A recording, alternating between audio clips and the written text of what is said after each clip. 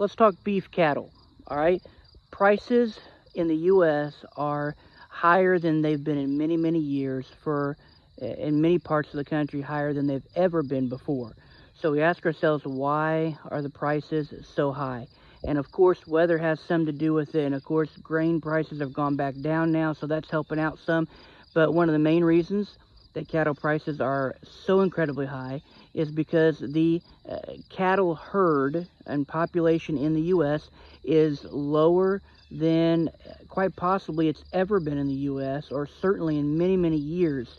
And so that is affecting a lot of things. So I want you to think about this, because that definitely is impacting things in a huge way. Because when it comes to the need for beef, more and more Americans are eating beef than ever before. This is a wonderful thing, but those beef have to come from somewhere, and the beef population in America is way low. So right now, when you take all of our beef, we're talking about fat cattle, we're talking about cow-calf combinations and calves and everybody together, all of it together in America, we're about at 94 million head of cattle. Now, that, once again, that's including heifers, that's including mama cows and calves all across the board. So a lot of those are not even going to be slaughtered.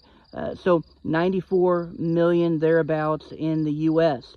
Now, I want you to put this in perspective, because 94 million head of beef all across the board, and McDonald's is saying that they, in the U.S., they serve beef that is raised in the U.S., processed, slaughtered, processed in the U.S., and McDonald's alone is doing about 1 billion pounds of beef a year that are supposed to be U.S. Now, if you take all the other places that are selling beef and all the other places that are serving beef, the numbers do not add up, do they? You're talking about McDonald's alone, 1 billion pounds of beef a year, and only 94 million head of cattle in the U.S. altogether.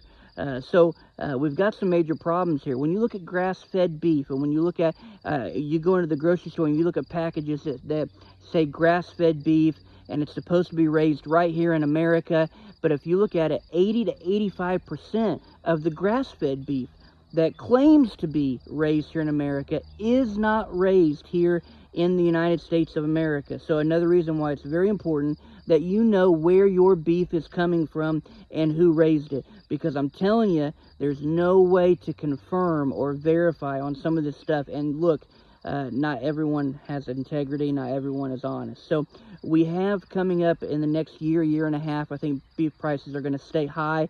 We watch the markets, but they're probably going to stay high. Demand for beef is going to continue to go up as more and more people are eating it. So this is something that we're watching, that we're making sure that we're helping to keep you aware of. But you need to understand, supply and demand. It's going to keep prices high there for a little bit. All right. Hope this has been a help to you. Remember, we're trying to help you have better farms, better food, and a better future.